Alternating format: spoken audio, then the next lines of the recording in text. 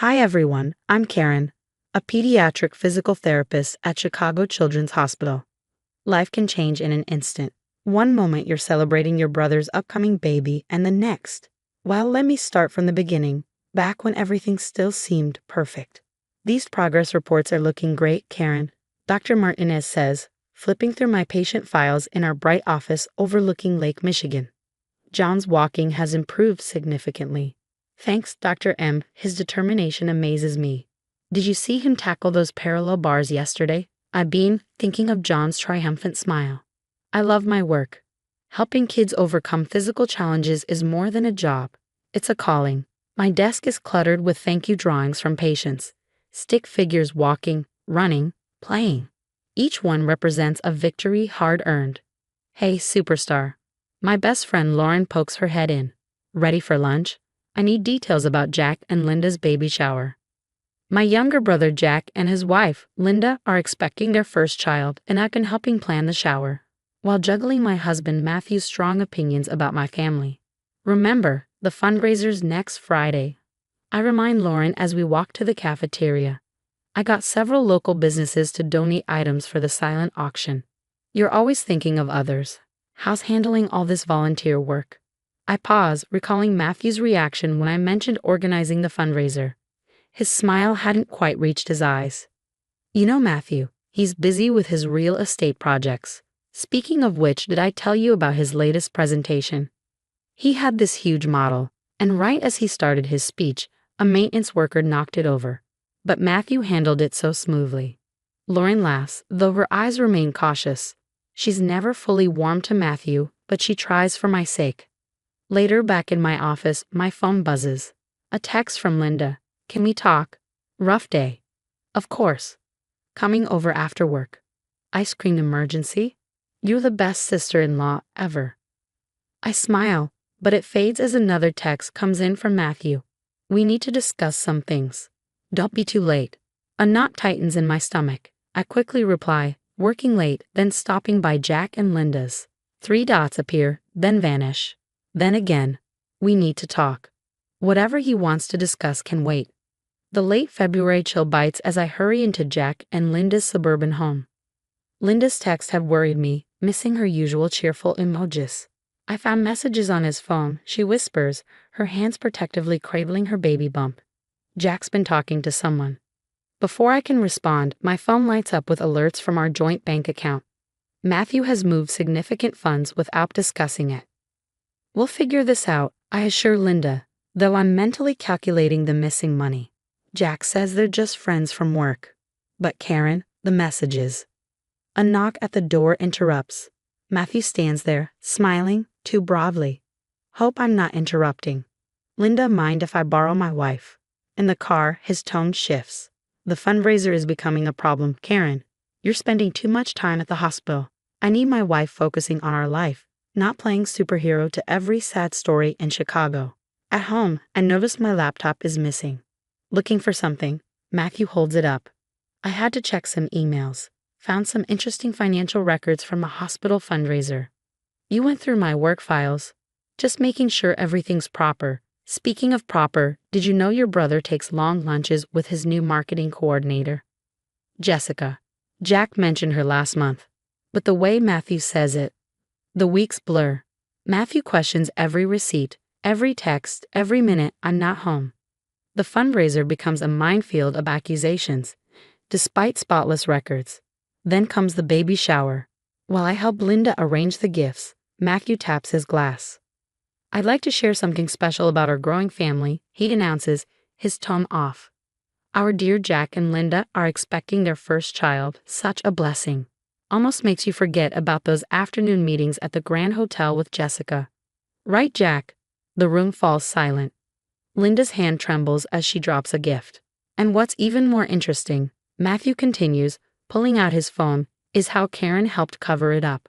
These text messages between siblings are quite enlightening. The messages Matthew shows are edited, conversations about the fundraiser twisted to make it look like I helped Jack cover up his affair. In the chaos that follows, no one notices Matthew slip Linda's phone into his pocket, the phone with the real messages, the ones proving I had warned her about my suspicions. You knew? My mother's voice cracks, her eyes burning with betrayal. You kept this from us. No, Karen's good at keeping secrets. Matthew cuts in smoothly. Like those hospital fundraiser records she's been doctoring. The room erupts. Through my tears, I see Lauren trying to reach me, but my family forms an impenetrable wall. Their accusations blur together. Linda runs out, and Jack chases after her. In the center of it all, Matthew stands, playing the role of the concerned husband with practiced ease. What they don't realize, what he doesn't realize, is that his perfect performance is about to backfire spectacularly. Because while he was digging through my laptop, I found something on his desktop, something that could shatter his carefully constructed facade. 3 days later, I'm in my office organizing patient files when Lauren rushes in, her face pale. Karen, Linda's in the ER. Pregnancy complications from stress. At Northwestern Memorial Hospital, I find my family in the waiting room. Mom turns her back on me. Dad stares at the floor. Only Jack looks up, his face drawn with worry. The doctor says she needs complete bed rest, he whispers. Then hesitantly, Karen, about Jessica. Those messages Matthew showed. Before he can finish, a stern woman in a business suit approaches. Mrs. Reed. I'm Amanda Torres, Illinois Financial Crimes Task Force. We need to discuss your husband's recent property dealings. My family watches, stunned, as I follow her to a private room. She spreads photos across the table. Matthew at construction sites, shaking hands with suspicious men. Your husband's latest development project is a front for money laundering, she explains. We've been tracking unusual transactions, including movements from your joint account. My hands shake as I open my laptop. I found something too. I show her the files from Matthew's desktop, spreadsheets with inflated costs, fake contractors, and millions in missing funds. But one name stands out, Jessica Martinez, listed as a consultant receiving large payments. That's my brother's supposed mistress, I say, my voice tightening. But these payments started months before she was hired at his company. Later that evening, back in my office, I discover my fundraiser files untouched. Matthew's accusations, pure manipulation. My phone buzzes. Lauren. Found something weird in Linda's medical records. Call me. Before I can respond, Matthew storms in. The fundraiser's canceled. I've informed the hospital board about potential mismanagement. You mean like your mismanaged development project? I counter. His confident smile falters. Karen, remember who your family believes. Speaking of family, I press. How long has Jessica really been under payroll? His eyes narrow. You're upset. Imagining things. Just like your brother's wife did. Did you know she's claiming stress-induced complications? Your poor family, dealing with all this drama you've caused. Before I can respond, Dr. Martinez enters, holding a thick folder. Karen, I've been reviewing the implementation dates for your patient care protocols. Interesting how they match the fundraiser timelines your husband questioned. Matthew stiffens as she continues. The board was impressed with your work. They're expanding the program to all Chicago pediatric centers. That night, Lauren hands me security footage she secretly copied from the Grand Hotel. We watch as Matthew, not Jack, meets Jessica in the lobby. The pieces click into place. Matthew orchestrated everything, from hiring Jessica at Jack's company to fabricating the affair evidence. My phone lights up with a text from Jack. Linda told me about threatening messages she got before the shower. They came from a blocked number, but she kept screenshots. Another message follows from Amanda Torres. Multiple witnesses coming forward of the development project. Meeting tomorrow. In my tiny apartment, I'd moved out the night of the shower. I spread everything across the kitchen table. Financial records, Linda's screenshots, hotel footage, and a USB drive with Matthew's desktop files. The truth assembles like a puzzle, each piece exposing his elaborate scheme.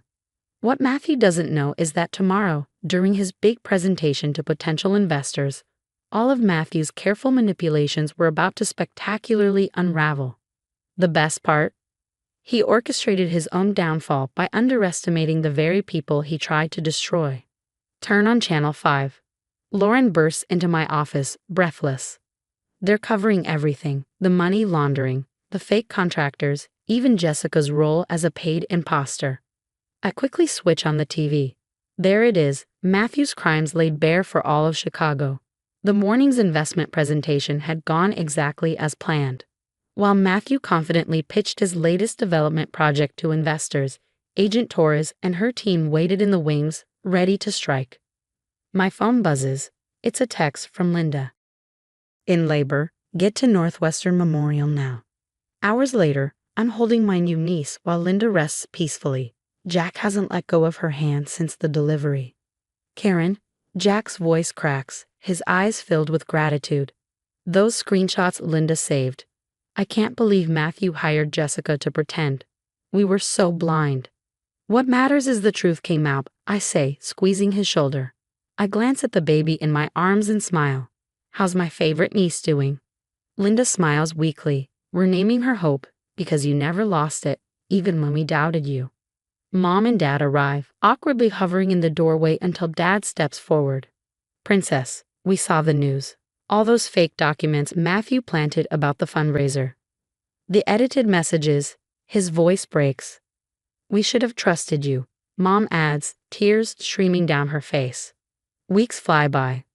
While Matthew faces federal charges, I pour myself into my work. The new rehabilitation centers across Illinois help twice as many children as before. My team grows from 3 therapists to 15.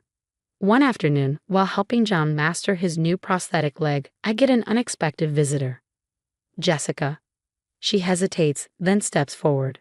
I'm testifying against Matthew. He threatened my family if I didn't go along with his scheme. I'm so sorry. You're doing the right thing now, I say, watching John proudly walk the parallel bars. The final blow to Matthew's reputation comes during his sentencing. The judge reads victim statements not just from defrauded investors but from families who lost their homes due to his predatory schemes. Your Honor, I testify, my voice steady. While Matthew accused me of mismanaging hospital charity funds, he was stealing from Chicago's most vulnerable citizens. 6 months later, I'm delivering the keynote speech at a pediatric rehabilitation conference in Boston. My innovative therapy programs are being adopted nationwide. Linda and baby Hope sit in the front row, while Jack records proudly on his phone. As I step off the stage, Lauren nudges me. Look who made the news again, she says, showing me her phone. It's Matthew, in an orange jumpsuit, heading to federal prison. That evening, celebrating with my family at a restaurant overlooking Boston Harbor, I realized something profound.